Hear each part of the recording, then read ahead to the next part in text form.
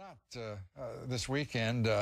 Democratic legislators who support the president's health care plan are facing considerable protests and demonstrations. Here's one example now from a town hall event with Wisconsin's Congressman Steve Kagan.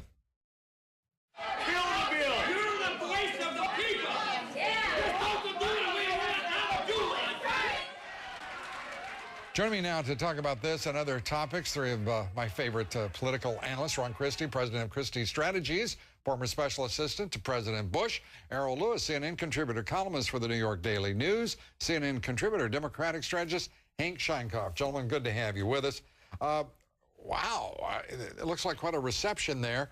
And already the debate, as organized by the White House at least, is: are these real grassroots responses, or are they synthetic? AstroTurf, as Lloyd Benson once referred to them.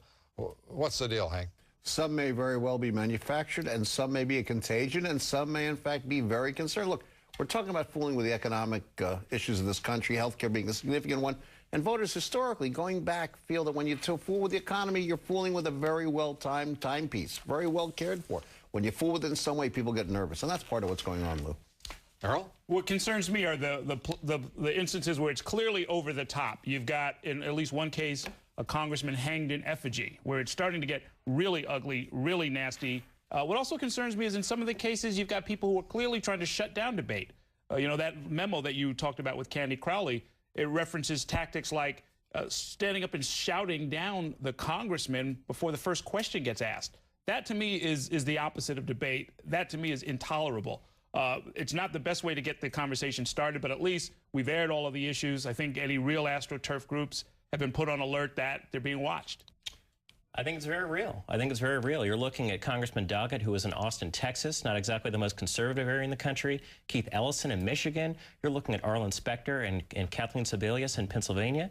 These people are very concerned. You're talking about a dramatic transformation of 1/6 of the American economy, and people are saying, slow down a little bit. Do we need to get it done by their August recess? Do we need to rush this through in September? I think people want to know if these politicians are so intent on pushing something through. And it was very key, Lou, that Congressman Ellison, when someone asked him, they said, well, would you put your family, would you put yourself on this health insurance plan? He said, that's a good question, but let's move on. He wouldn't answer the question. Why do you think there is that reluctance to answer these questions? And I think it's interesting, Errol, talking about, you know, the idea of stamping out discussion. Errol says, you know, he's a little alarmed by the fact that there would be this protest before even a question was asked. But let me put it to you, gentlemen, this way. This is a president saying he wanted this thing passed by this Friday. Passed. We don't even have the details of the plan. Who is the one tramping out public discussion, public debate? Is it that heckler, or is it this administration? Well, I mean, my sense of it is what I would personally prefer is we have a bill, and then you can pick it apart, you can kill it, you can change it around, you can keep what you like. You know, at least we'd have something. Are you saying we have a bill passed? You have. I mean, right now you've got like 5 different committees who have worked on this. If we could get one version that everybody. But are you saying passed? Agreed upon. How in the world could you agree upon a bill?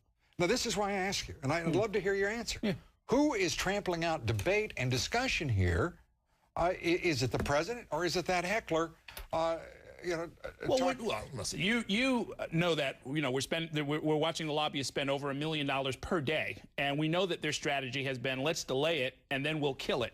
And so, to the extent that we know that that's going on in the background, I think strategically it's understandable to say, listen, we're not going to just walk into that trap and let them spend another $100 million to kill any kind of a conversation. You really mean this, don't you? I mean, you really mean that this country should. I mean, do you agree with that, Hank? You're the Democratic strategist. Look, I am a supporter of the administration, and I am a Democratic strategist by birth, I think, and I don't know what else there is to it. I think that Errol has a point, and I should have thought of this before. The attempt to stifle dissent on one side is true. The president trying to ram this through in a Congress that one day wants things rammed through, and the other day wants to step back and take a breath, which is consistent, by the way, with leadership of this Congress. Well, that's a problem. I'd like to see one version of something so that we can have a national discussion about what is the most important decision we're going to make for quite some time. That's what I'd like to see as an American. As a Democrat... How do we get to that one version without a national discussion and conversation? You know, we're the only broadcast on the air talking about the health care plans of other nations on this broadcast. Think about it. Yep. We're the only ones talking about it. We're the only ones talking about the real elements of health care and the impact of public policy decisions. You're not getting it from the Congress. You're not getting it from the Senate. You're not getting it from the Republican leadership or the Democratic leadership or this administration or the Senate or House leader. Politics first, getting the people's work done second. Nobody wants it. The Congress doesn't want to take the risk. Remember, next year they're going to run for re-election. This thing blows up, they got a problem. The president, taking this kind of loss early on in the term, not good should this not work. It's got to work for him, and it's got to work for the Congress. Well, let's see if we can figure out what works for the people. That's the next part of this conversation. Stay with us. We'll be right back.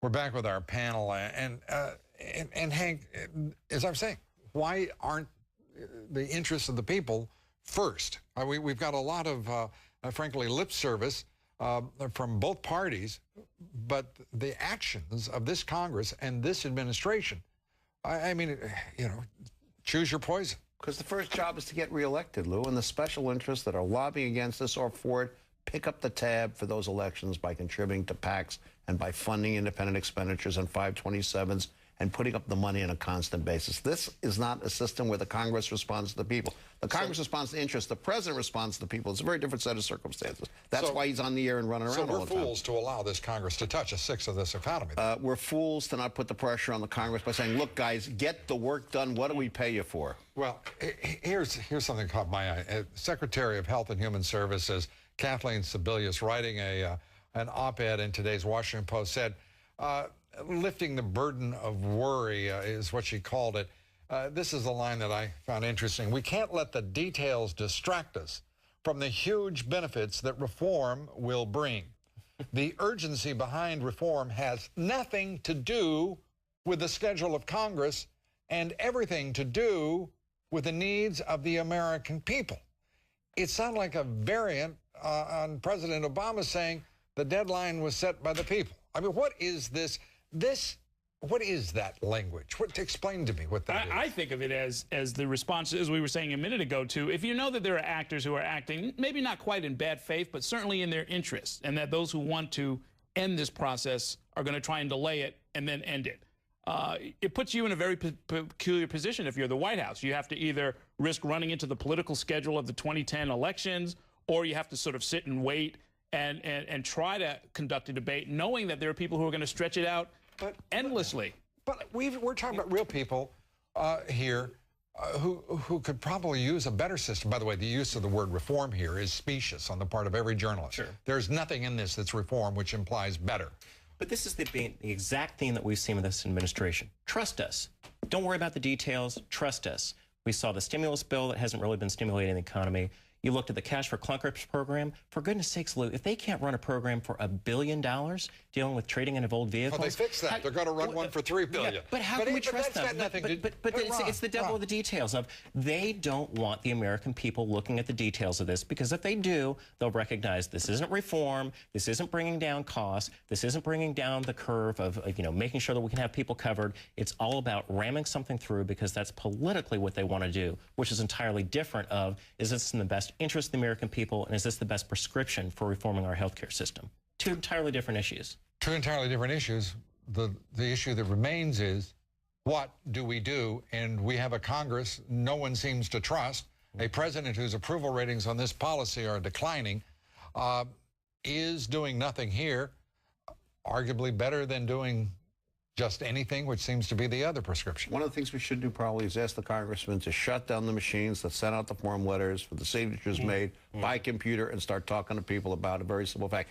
If we don't do something, we're going to ration health care in this country in our lifetimes. We're going to decide who lives and who dies based upon dollars. There's something wrong with that. That's where this is headed. Do you want, but you know the countervailing argument to that. Which is? Do you want government making that very same decision? No. Gentlemen, thank you very much. I appreciate it.